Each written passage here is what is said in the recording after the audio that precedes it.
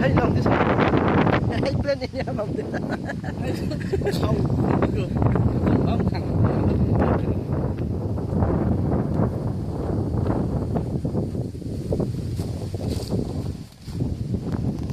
Thằng bông nó đi thằng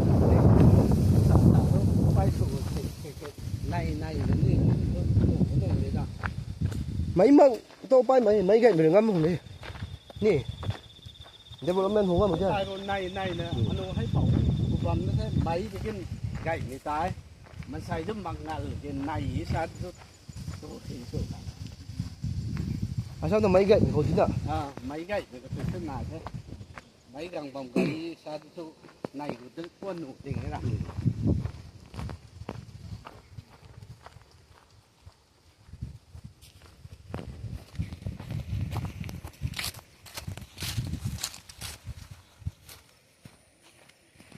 đái mạng đi ra thế Cái gì cả cái này nhìn người ta có này.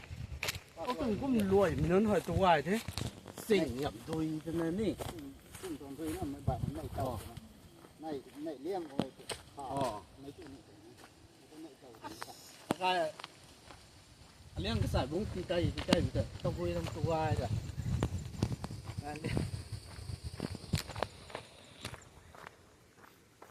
xa rất nhiều mới nhận thế ai đuôi thì Hey, German road. Sao bọn mình? Chàng thật thấy. ผ้าเลยคุณน้องล่างเลยคุณน้องผ้าแต่ซ้ำก็ต้องนั่น